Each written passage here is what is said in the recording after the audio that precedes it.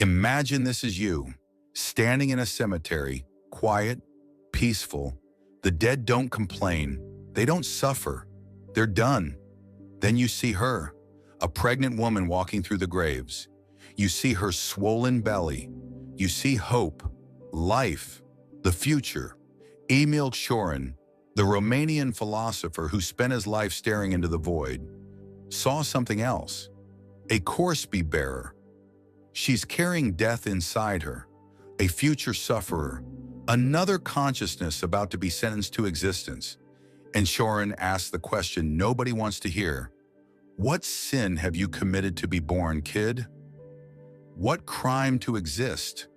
Today we're talking about why having children is the worst decision you'll ever make. Not irresponsible, not selfish, the worst. And if you think that's extreme, wait until you hear the philosophy behind it.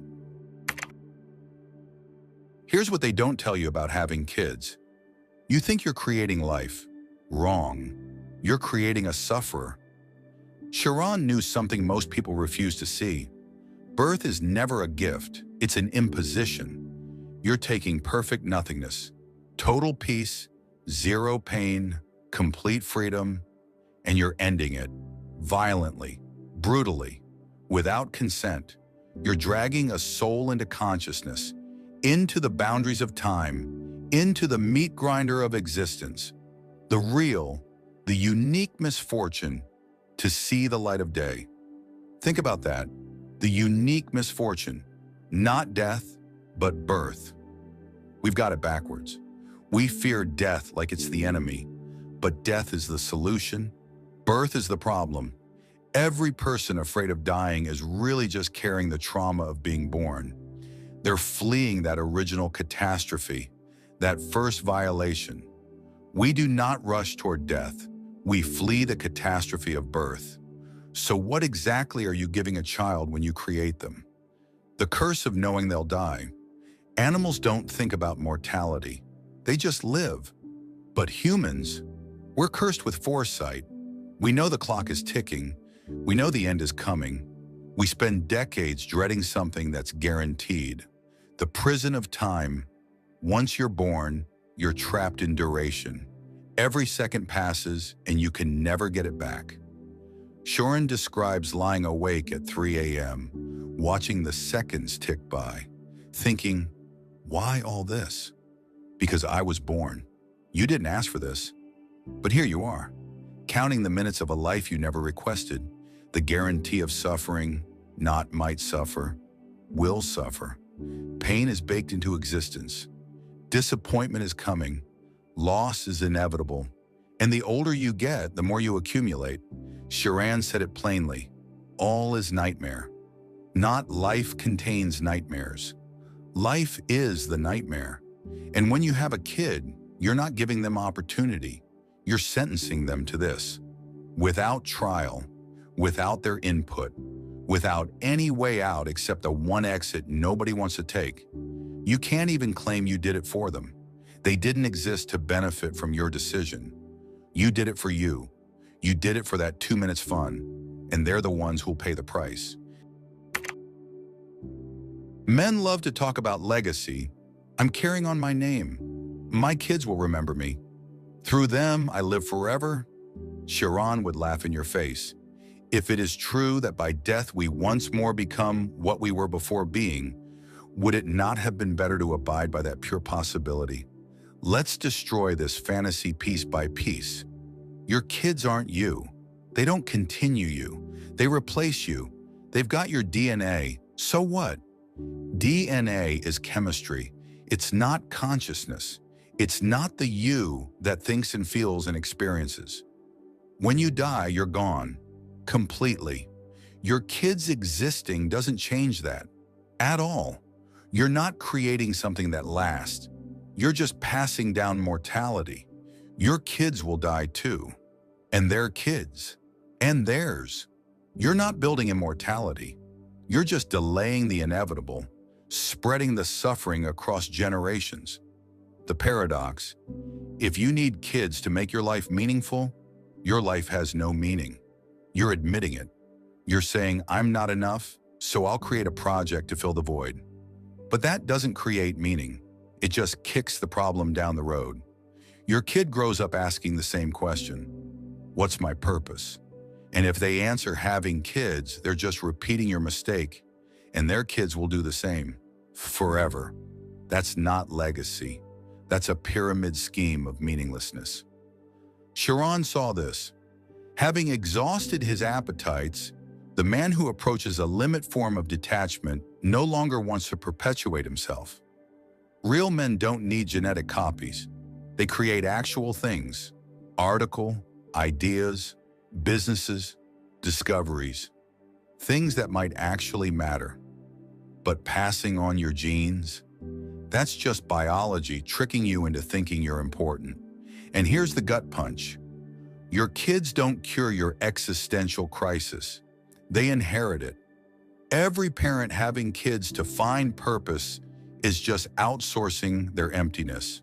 The kid grows up, feels the same void, has kids to escape it, and the cycle continues.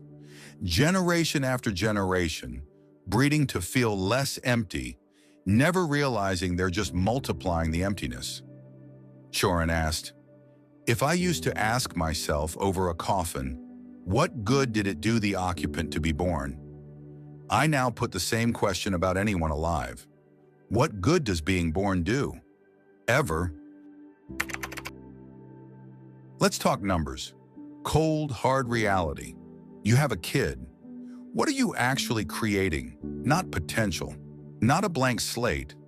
You're creating a being who will experience physical pain from sickness, injury, or decay, emotional devastation from rejection, loss, and betrayal, existential dread from knowing death is coming, social anxiety from constant comparison, watching everything they love disappear, the final annihilation, every single one, guaranteed, no exceptions. But they'll also experience joy, you say.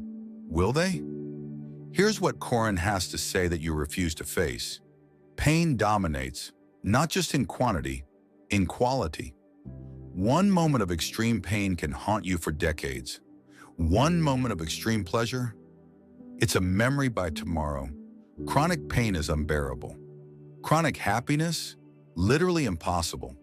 Your brain adapts. The baseline returns. You need more and more just to feel normal. You remember pain vividly. Pleasure evaporates. Pain demands attention. Pleasure gets interrupted by the next distraction. Imaginary pains are by far the most real we suffer, since we feel a constant need for them and invent them because there is no way of doing without them. We don't only suffer actual pain, we anticipate it, remember it, imagine it. Consciousness is a suffering generation machine. But here's where it gets dark. Even if life had more pleasure than pain, which it doesn't, having kids would still be wrong. Why? You're gambling with someone else's suffering. You can't ask the unborn if they want to be born.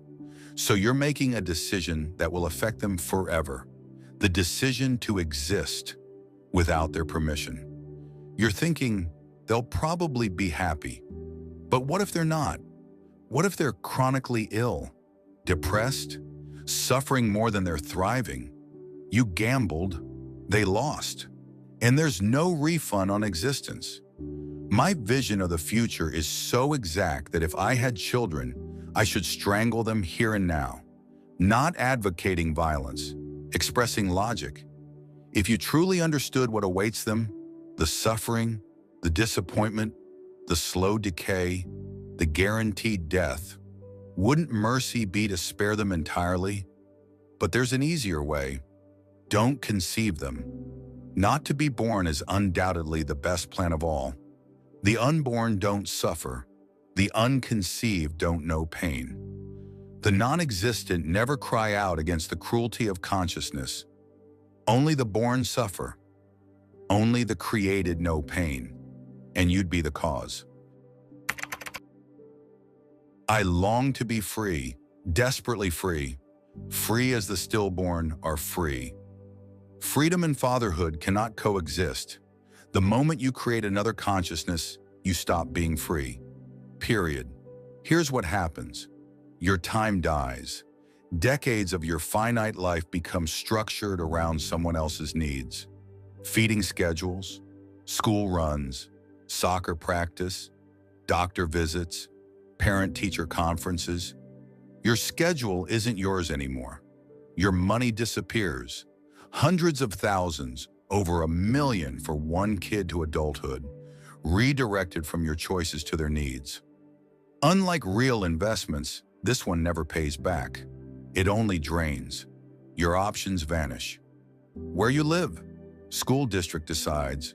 Career changes, need stability, want to travel, take risks, relocate, start over, all constrained by the chains you built yourself. Your identity gets erased. You stop being a person with dreams. You become someone's dad. That's your social role now, your main conversation topic, your defining feature. Sharon said, "When I happen to be busy, I never give a moment's thought to the meaning of anything, particularly of whatever it is I am doing." Parents stay busy, constantly, endlessly busy, specifically to avoid thinking about the trap they're in. Activity becomes the anesthetic. But here's the real horror. The burden is permanent. Even when they grow up and leave, you don't get your freedom back. You still worry, still feel responsible, still have obligations. The chains lengthen, but they never break. And for what? I'm raising a good person. Maybe. No guarantees. And even if you succeed, so what? Adding one more good person to 8 billion doesn't solve anything. I'm contributing to society. Society doesn't need more people. It needs better ideas, better systems, better solutions, none of which require you to breed. The joy of parenthood, fleeting, mixed with constant stress, and it costs you everything else you could have been.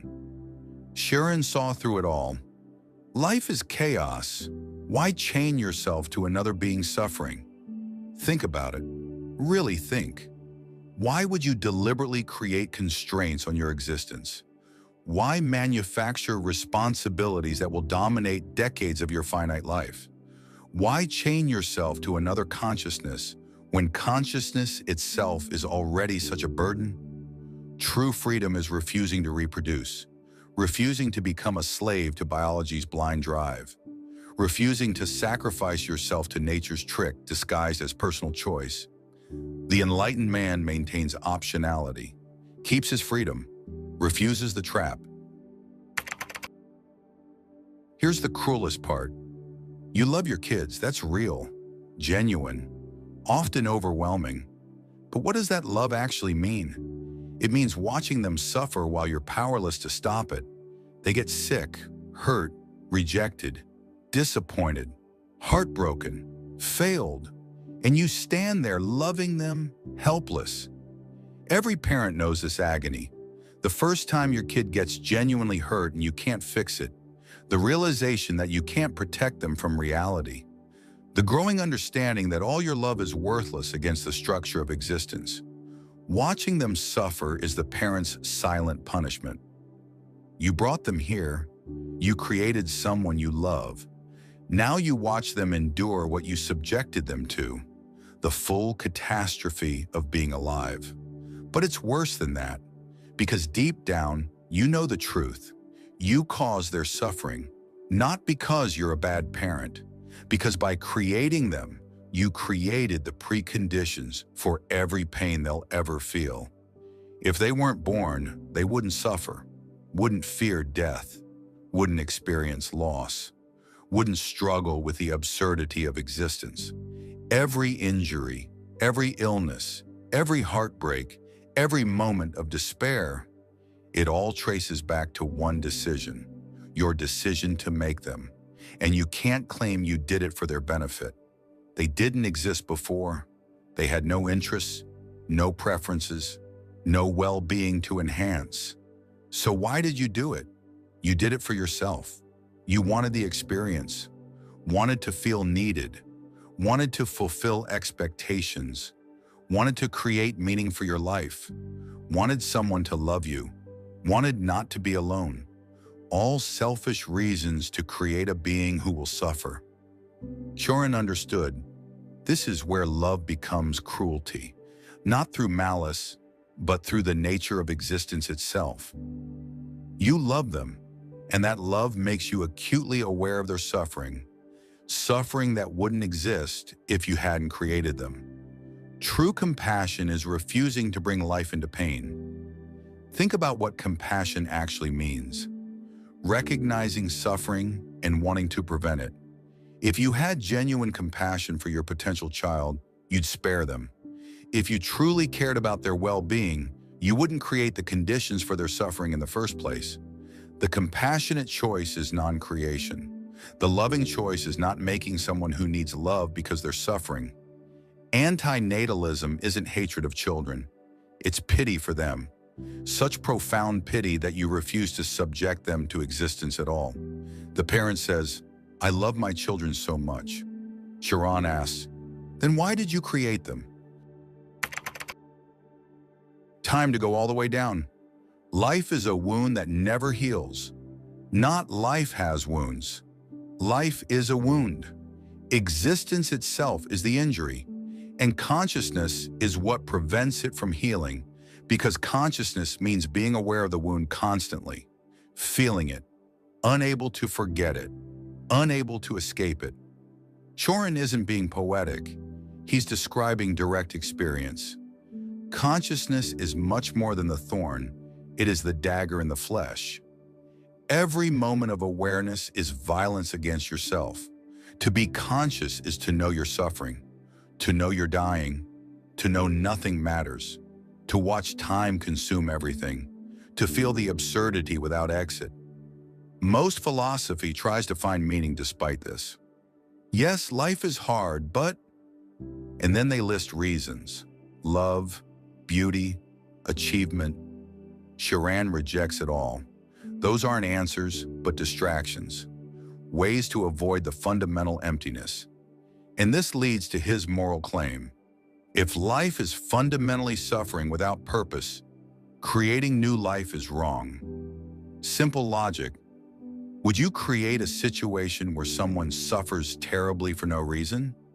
No. Would you subject someone to decades of struggle ending in death? No.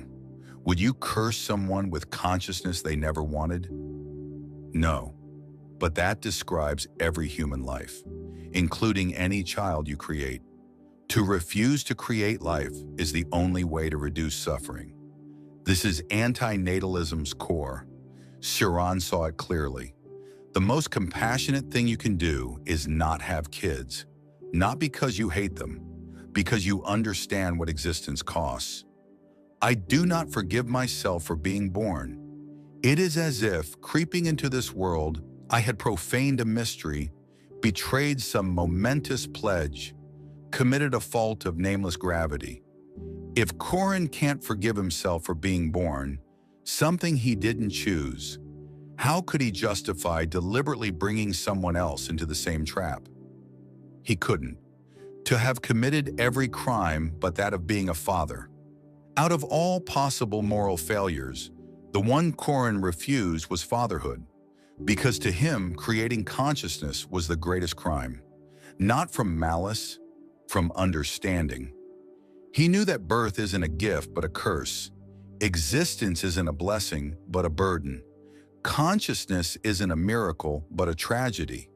Antinatalism is crucial. It's not misanthropy, it's the opposite. Such profound recognition of human suffering that it refuses to create more humans who will suffer. Compassion taken to its logical extreme. If you truly want to prevent suffering, prevent the creation of beings who will suffer. Better to be an animal than a man, an insect than an animal, a plant than an insect, and so on. Salvation? Whatever diminishes the kingdom of consciousness and compromises its supremacy. Less consciousness, less suffering, less awareness, less pain, less existence, less wrong. When you have a kid, You expand the kingdom of consciousness. You create a new mind trapped in self-awareness and mortality. When you don't, you reduce it. You prevent a new mind from being trapped. If nothing matters, if existence is suffering, if consciousness is a curse, the only ethical choice is to not create more consciousness. This is Corin's contribution: absolute honesty about existence and absolute consistency about its implications. Most people can't handle this. They need comforting lies about meaning and purpose. They need to believe having kids is noble or necessary. But Corin offers no comfort, only truth. The world would be better if humans stopped reproducing. Not because humans are evil, because existence itself is a net negative. Not because life has no pleasure, because the pleasure doesn't justify the pain. Not because consciousness has no value, because its value is negative. To refuse to procreate is the highest form of compassion. You're sparing someone from the burden of existence, the curse of consciousness, the guarantee of suffering, the knowledge of mortality, the search for impossible meaning, the wound that never heals. This is love, real love, the only truly ethical position. Would it not be better if there were nothing? Corin's answer: yes, non-existence is better. The unborn are spared something terrible. You can't undo your own birth. You're stuck existing. Corin was cursed with consciousness he never asked for, but you can refuse to inflict it on someone else. You can break the chain. This is the anti-natalist imperative. Recognize the burden of existence and refuse to impose it on others. You don't need to solve all of humanity. Just make one decision. Will you create a new person, or will you spare them from existence? I long to be free, desperately free. Free as the stillborn are free. The stillborn never suffered. The unconceived never knew pain. Since Corin couldn't achieve freedom from existence himself, the only freedom left was refusing to take it from others. To not create life is to preserve the only true peace, the peace of non-existence. So here's your choice. Continue the cycle, create new consciousness, new suffering, new seekers of impossible meaning, or break the chain, refuse to multiply existence, choose compassion. Remember, once you create a child, you can never undo it. Once you impose existence, they're trapped forever. Is that really something you want on your conscience? Not to be born is undoubtedly the best plan of all. Unfortunately, it is within no one's reach. Unfortunately for us, we were born. We have to exist. But we can make damn sure nobody else has to exist because of us.